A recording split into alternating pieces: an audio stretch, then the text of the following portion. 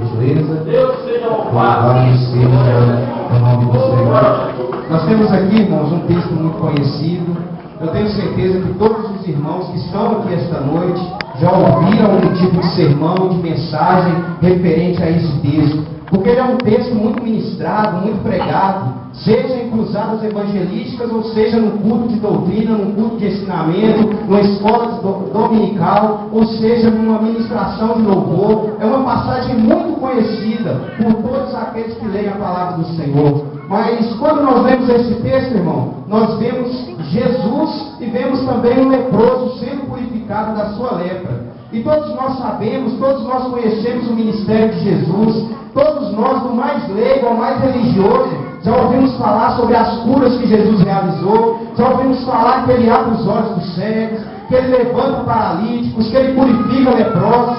Todos os seus sinais, as suas maravilhas, os seus prodígios, são conhecidos pelas pessoas de uma maneira direta ou indireta, de uma maneira clara ou de uma maneira oculta. Todos nós que estamos aqui esta noite conhecemos de alguma forma a respeito de Jesus. Mas o que me chama a atenção quando eu leio os evangelhos, principalmente o evangelho de Lucas, de Mateus e de Marcos, eu percebo que, ainda que Jesus ele curava, ainda que Jesus abria os olhos dos cegos, ainda que os surdos ouviam, ainda que os paralíticos andavam, eu observo, irmãos, que o principal objetivo de Jesus não era esse. O objetivo principal de Jesus era salvar pecadores. Esse sempre foi o objetivo. As curas, os milagres, os sinais faziam parte do pacote, faziam parte da missão. Mas Jesus sempre alertou para uma obra muito maior, que seria o dia em que ele seria pendurado no madeiro, estaria diante de todos os olhos, e essas pessoas teriam que decidir entre aceitar ou rejeitá-lo. Louvado seja Deus.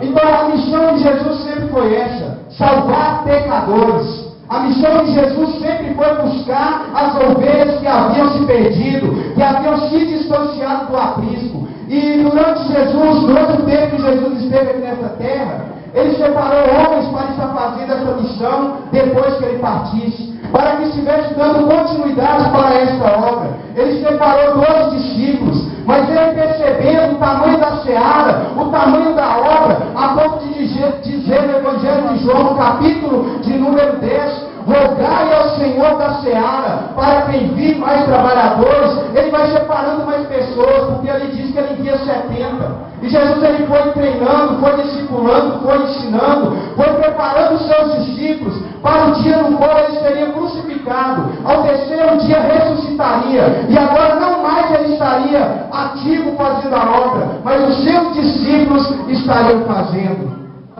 Louvado seja Deus.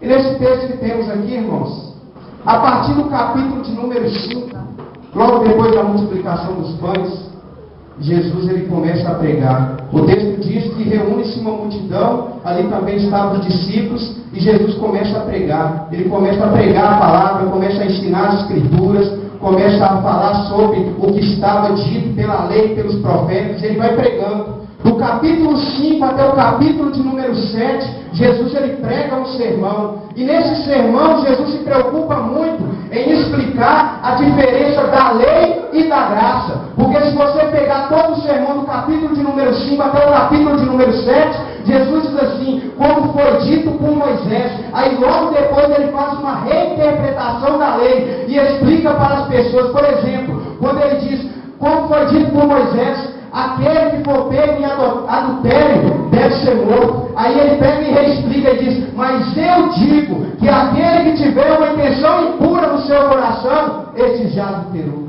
Porque Jesus ele vai no ponto principal, irmão. Até então os escribas, os fariseus pensavam que o pecado só era pecado quando ele era consumado. E Jesus aqui ele vai explicando para a multidão, para as pessoas e para os discípulos, que o pecado ele começa em nós.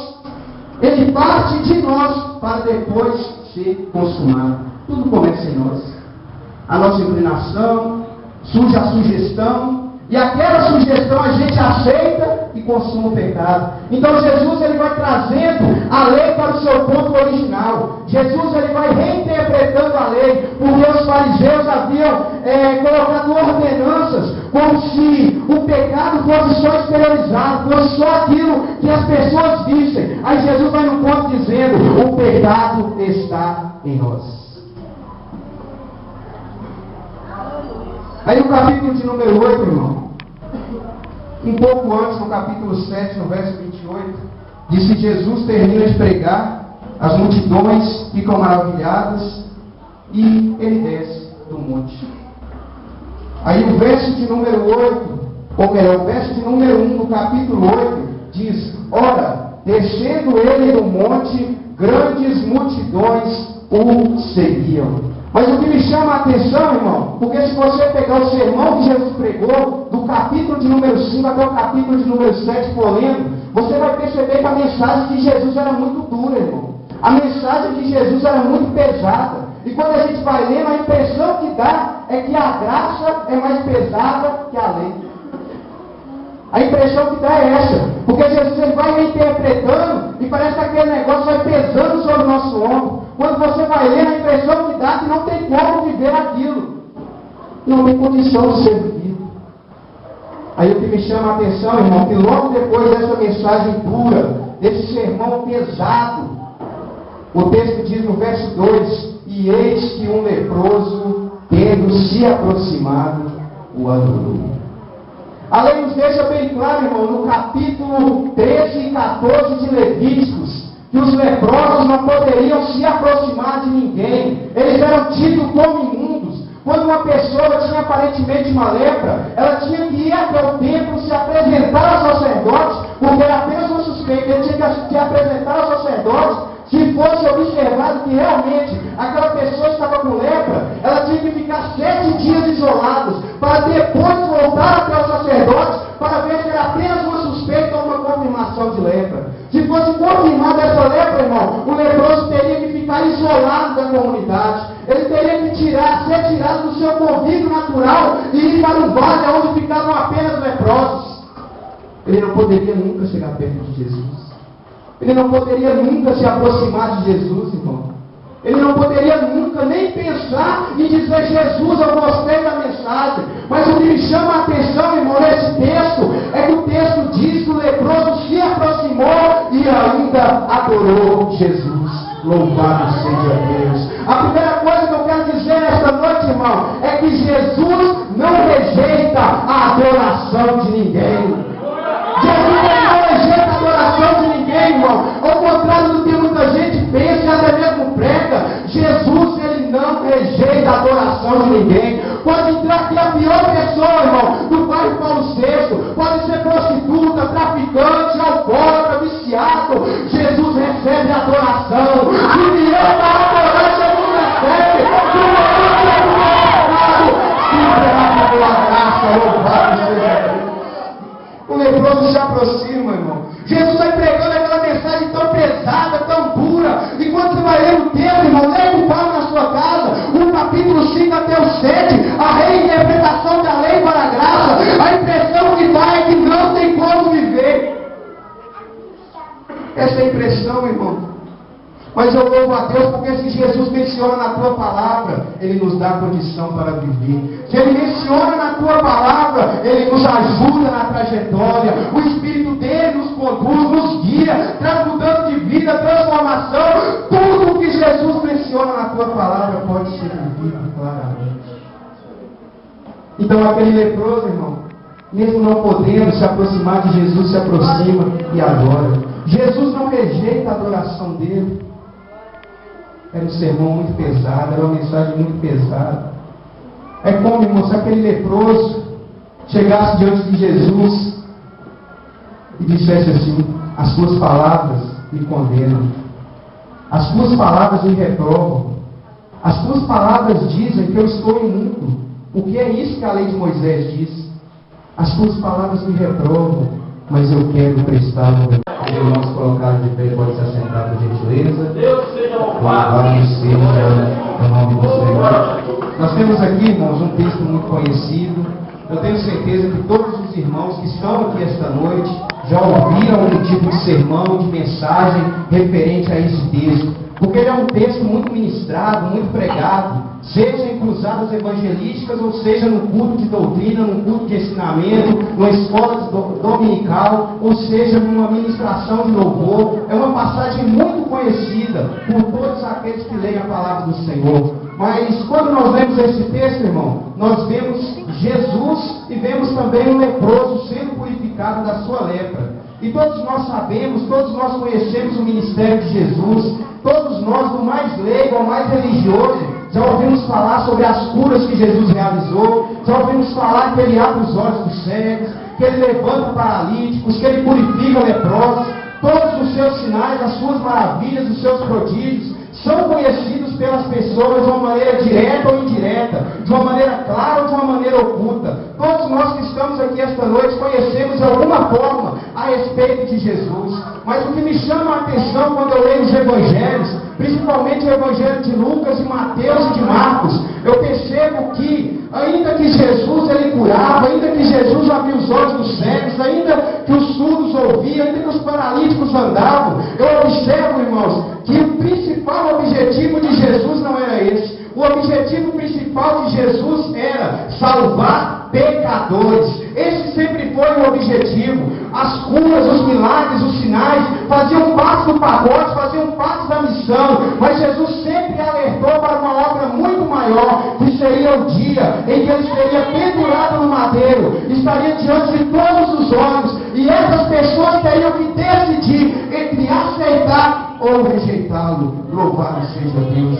Então a missão de Jesus sempre foi essa: salvar pecadores. A missão de Jesus sempre foi buscar as ovelhas que haviam se perdido, que haviam se distanciado do aprisco. E durante o tempo que Jesus esteve aqui nessa terra, ele separou homens para estar fazendo essa missão depois que ele partisse, para que estivesse dando continuidade para esta obra. Ele separou 12 discípulos, mas ele, percebendo o tamanho da seara, o tamanho da obra, a ponto de dizer no Evangelho de João, no capítulo de número 10, rogai ao Senhor da seara para que envie mais trabalhadores. Ele vai separando mais pessoas, porque ele diz que ele envia 70. E Jesus ele foi treinando, foi discipulando, foi ensinando, foi preparando os seus discípulos para o dia no qual ele seria crucificado. Ao terceiro dia ressuscitaria, e agora não mais ele estaria ativo fazendo a obra, mas os seus discípulos estariam fazendo. Louvado seja Deus. E nesse texto que temos aqui, irmãos, a partir do capítulo de número 5, logo depois da multiplicação dos pães, Jesus ele começa a pregar. O texto diz que reúne-se uma multidão, ali também estavam os discípulos, e Jesus começa a pregar. Ele começa a pregar a palavra, começa a ensinar as escrituras, começa a falar sobre o que estava dito pela lei, pelos profetas, ele vai pregando. Do capítulo 5 até o capítulo de número 7, Jesus ele prega um sermão. E nesse sermão, Jesus se preocupa muito em explicar a diferença da lei e da graça. Porque se você pegar todo o sermão do capítulo de número 5 até o capítulo de número 7, Jesus diz assim, como foi dito por Moisés. Aí logo depois ele faz uma reinterpretação da lei e explica para as pessoas. Por exemplo, quando ele diz, como foi dito por Moisés, aquele que for pego em adultério deve ser morto. Aí ele pega e reexplica e diz, mas eu digo que aquele que tiver uma intenção impura no seu coração, esse já adulterou. Porque Jesus ele vai no ponto principal, irmão. Até então os escribas, os fariseus pensavam que o pecado só era pecado quando ele era consumado. E Jesus aqui ele vai explicando para a multidão, para as pessoas e para os discípulos, que o pecado ele começa em nós. Ele parte de nós para depois ser consumado. Tudo começa em nós. A nossa inclinação, surge a sugestão, e aquela sugestão a gente aceita e consuma o pecado. Então Jesus ele vai trazendo a lei para o seu ponto original. Jesus ele vai reinterpretando a lei, porque os fariseus haviam colocado ordenanças como se o pecado fosse só exteriorizado, fosse só aquilo que as pessoas vissem. Aí Jesus vai no ponto dizendo, o pecado está em nós.